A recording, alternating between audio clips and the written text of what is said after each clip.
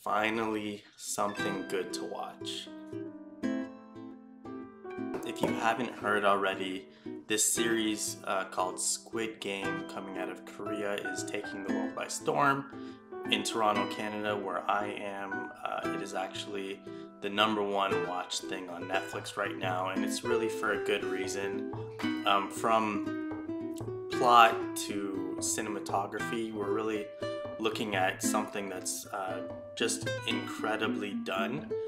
And you know, maybe one of the coolest things about this series is that it takes some of the best parts of other genres and brings them together. So obviously the first genre that it brings in is the Battle Royale. So much like Battle Royale or Hunger Games, we're seeing characters pitted against each other in a type of death match. Like if you saw the trailer, you would know that. The next genre that they bring in is probably the detective genre, because in the series there's actually a cop that's trying to find his lost brother, and so he ends up infiltrating this deserted island where the games are being held. And you know, his story of getting deeper and finding out like what this game is all about, how they're making money, who's benefiting, who's being entertained, is really incredible. And the third genre that I think is brought in is actually a vengeance / revenge type movie, which is actually really true to Korean cinema. Like if you know about the Vengeance trilogy, you would know that, and also other movies like a Bittersweet Life, for example. It's a really common theme in Korean movies. So just so you know, the Vengeance trilogy is comprised of Sympathy for Mr. Vengeance, Old Boy, and Lady Vengeance. And if you haven't seen those, check them out. Check them out, and then let me know how your therapy session goes. Okay, so this video is going to be about themes in the movie. So right off the bat, one theme that I think is apparent is just this idea that childhood fun is like valuable, and that's going to be like a theme throughout the whole thing, all the games, right? And actually the series opens up with this explanation of what Squid Game actually is, which is kind of like, I mean, I don't fully understand it. It involves like hopping on one leg and like trying to push someone out of like a zone and reaching like a point on this like squid like playground thing, and you win that way. But it you know, like a game of like tag or something like that, or you know, like a game where you can't step on the ground and you're like on a playground. I forgot what that's called. But just that idea that like violence can sometimes play in, and that children really enjoy that fun and life a bit more. Like personally speaking, like looking back on play for me as a kid, you know, there's not a lot going on as a kid. So when you're playing these games, you're actually like, the stakes are actually high. Like it really matters who wins and who loses. And I think that's part of the fun of playing as a kid, right? Like it really matters. Like I remember playing Street Fighter with my brother, and I learned how to do like you know, Hadouken, and I just kept spamming it and I was winning that way. I just remember like we had like a huge fight over it, because he was like getting so mad that I was like just cheesing the Hadouken. Hadouken! Hadouken! Hadouken! Okay, great! You want to do something else now?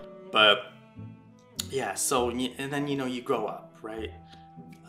You realize these games have no bearing on your life, your success, your income. Like you know, it gets harder and harder to get into these games. That's like, personally speaking, that's what I'm noticing. So one of the things that makes Squid Game interesting is that by upping the ante, that, you know, it's not only harm, but like death, or that those games become more significant, and the adults actually end up playing like children, and sometimes it even gets funny, like, you know, when they were playing marbles and they're like trying to throw the marble in the hole, and you know, they're blowing on it, like they're taking it really seriously.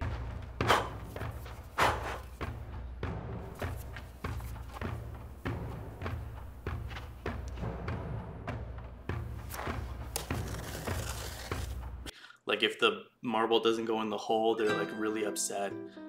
Just that like raw competition of like a high stakes game is something that's apparent in Squid Game.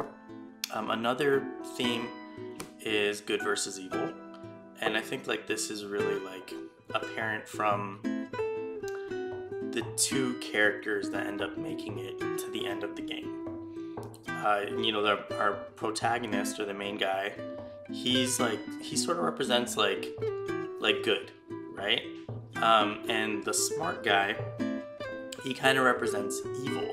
I don't know if these are the like exact terms, but like I think if you boil it down, it goes to that. You can also think of it as like brains versus goodness, or like pessimism versus optimism. And we see this like again and again. The smart guy always makes decisions for his own survival. He's willing to sacrifice anybody. Like he even like, you know, remember that scene where he like goes to wake up the main character, but like looks like he could be choking him. So there's, you know, something going on there. And the main character, although yeah, he has a gambling issue and like he's in financial debt and like he's not great to his mom, he kind of represents like human goodness or potential or optimism, because we see that as he goes through these games, he's always kind of looking on the bright side. Like a perfect example is when he's acting like him and his team are like old army veterans, and he's really getting happy and getting into it. 괜찮으면은 나도 좀 끼워주겠나? 그럼요. 영감님이 군대 평생 말뚝박은 주임원사 하시면 되겠네. 고맙네. 야, 이거 우리 팀 구성이 아주 딱 맞게 떨어지네.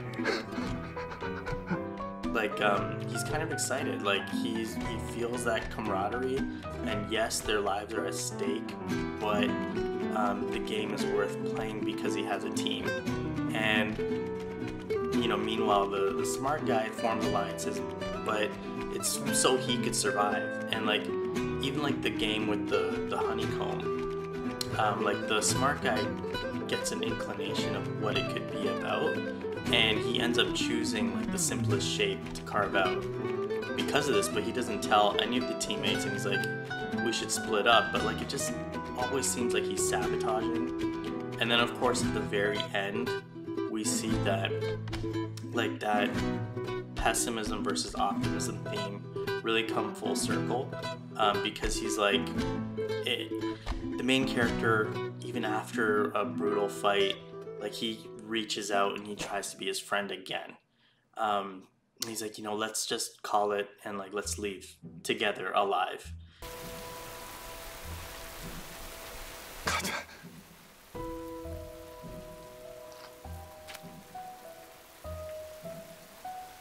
집에 가자.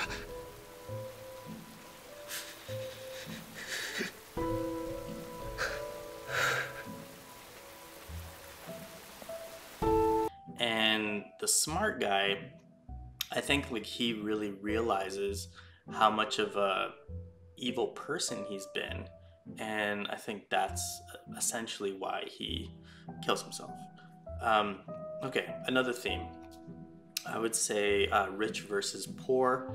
I mean, it's kind of like obvious, but these games are like, they're set up by people who are wealthy, and the people who are poor have to take part because they're like in financial ruin, and they're willing to like risk their life. But meanwhile, the rich are kind of benefiting from this all around. I mean, from like the, you know, organ smuggling to like the prestigious betting that occurs with the guys in those cool masks.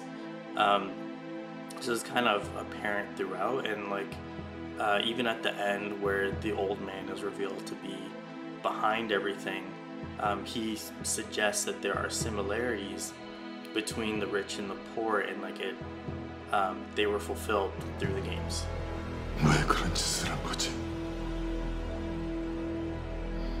자네 돈이 하나도 없는 사람과 돈이 너무 많은 사람의 공통점이 뭔 줄 아나? 사는 게 재미가 없다는 거야. Another big theme is money versus life. Like, you know, when they're recruiting for the games on the subway, they're exchanging money for like harm, right? And the people who are setting up the game are betting that if you're willing to exchange money for physical harm, you can like extrapolate that and say that you're willing to exchange money for like life or death.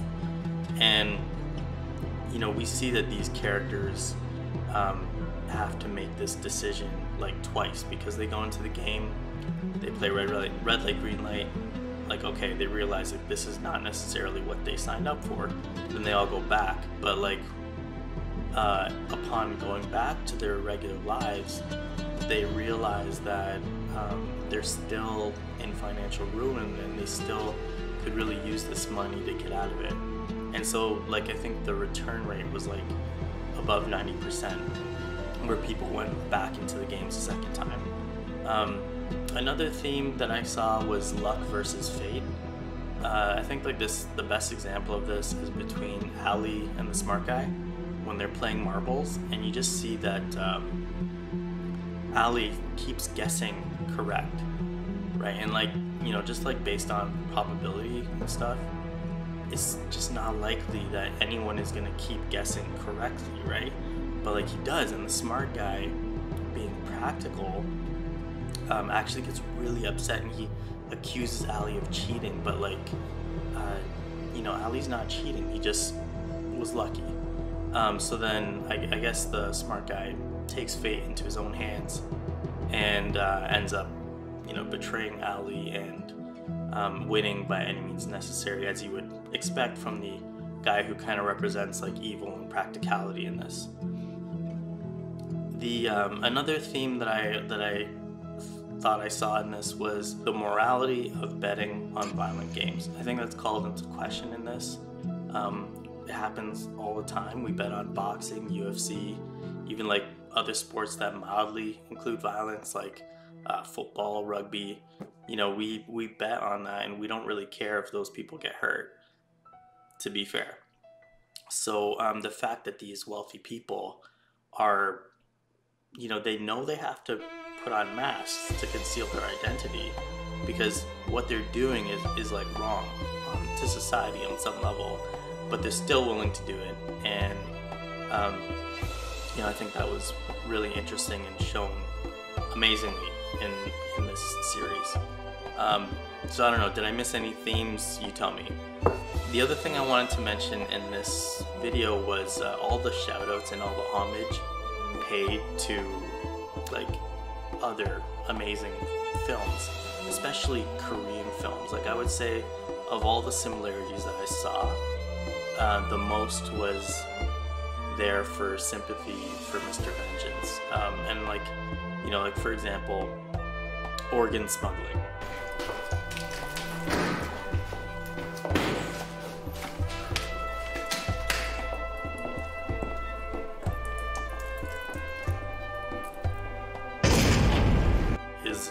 Is something that's important in both. Like we know, like in Sympathy for Mr. Vengeance, that basically all the chaos that ensues starts because main character couldn't get a kidney for his sister.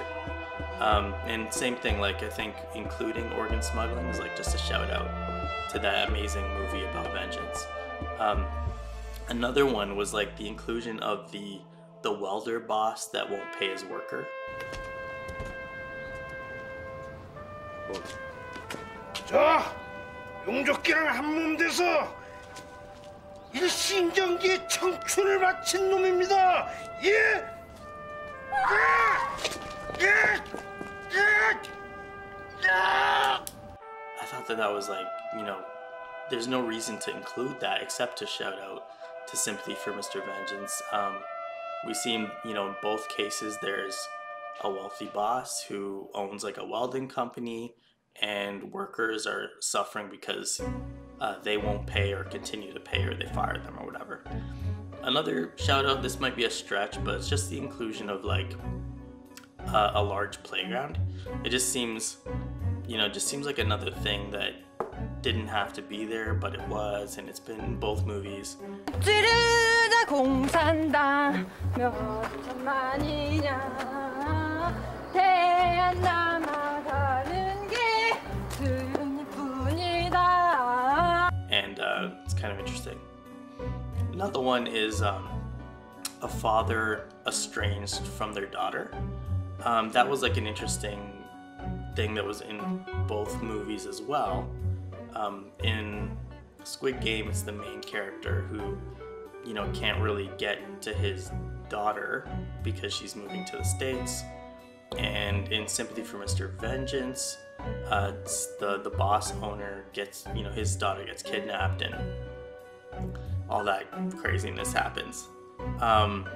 Another one that's not really in Sympathy for Mr. Vengeance is like that mirror reflection scene, which is like, you probably wouldn't catch it if you didn't see A Bittersweet Life, but you know, it's just a classic scene, and it is actually the same actor in both Squid Game and A Bittersweet Life. So like that was like just a crazy shout out and homage paid to that movie.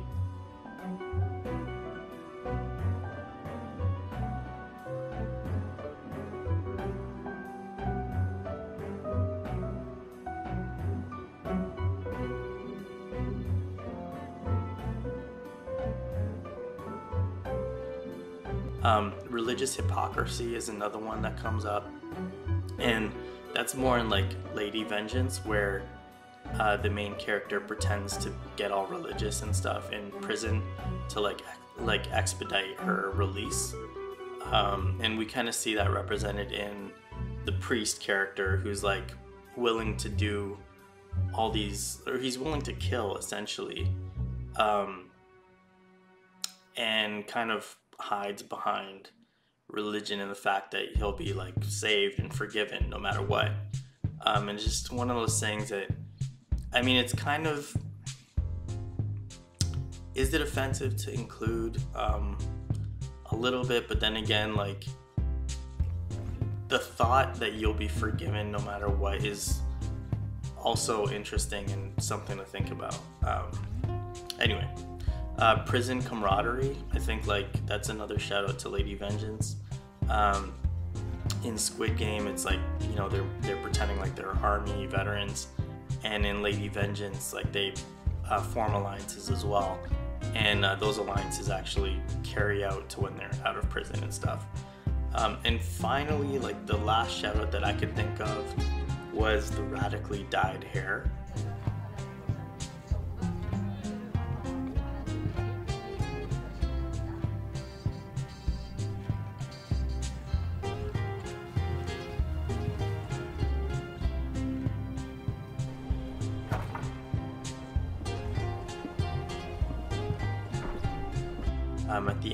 At the end of Squid Game, the main character dyes his hair red, and it's just like so strikingly similar to Sympathy for Mr. Vengeance, where the main character's hair is like a bright blue. And I think that they might be playing with that idea of like red or blue, or like, you know, alpha, beta, that kind of thing. We know that the character in Sympathy for Mr. Vengeance doesn't make it in the end. I mean, he kind of loses, but we see that our character is like a bit more assertive and aggressive, and he's kind of more clearly on the good. Like, he hasn't done anything like incredibly evil the whole time. he even doesn't kill the smart guy, right? Like the smart guy kills himself. So I mean, his innocence is a little clearer. But I think that this is a great segue to talk about what I think is going to come next. If they do a season 2, please do a season 2. So I think that we're going to see a clear vengeance story. Like now, I mean, you know, the game is still happening. Like that whole scene where he's on the subway and he sees the recruiter like slapping another victim.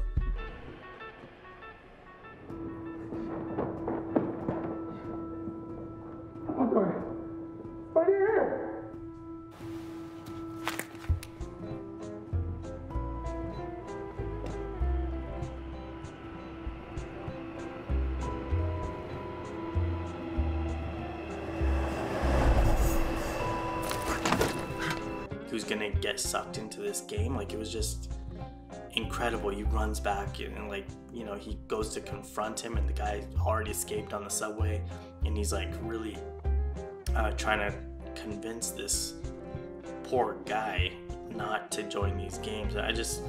It's gonna be a vengeance film or it's gonna be a vengeance series that is gonna be one not to miss. It's just gonna be awesome. So I'm willing to bet that we're gonna see a kidnapping, because this is kind of very common in those Korean movies, especially the Vengeance trilogy, both in Sympathy for Mr. Vengeance and Lady Vengeance.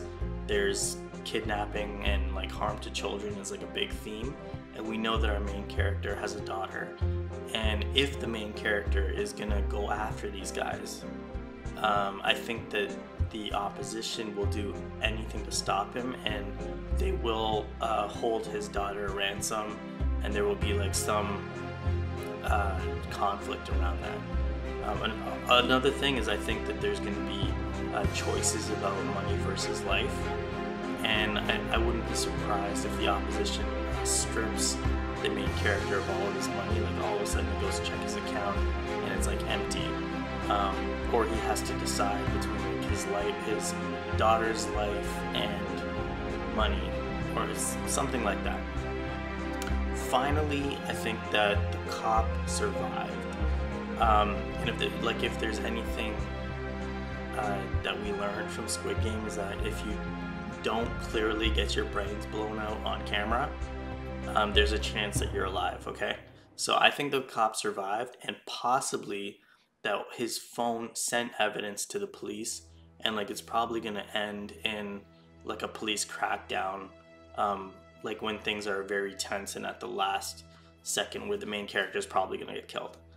So that's it. If this was full of spoilers, so if you didn't see Squid Game and watch this, I'm sorry. But if you haven't seen it, like, go watch it. If you know, recommend it to your friends. It's just incredible. So do you think that there were themes or shout outs to other movies that I missed? I would love to know in a comment below. And what do you think we're gonna see in season 2? I can't wait for the next one. And if you haven't, go check out those Korean movies, the Vengeance trilogy, Bittersweet Life, even like Memories of Murder, and like if you haven't, watch Parasite, because it's pretty good, and it has those themes of like rich versus poor and like vengeance and all that shit. So, all right, that's it.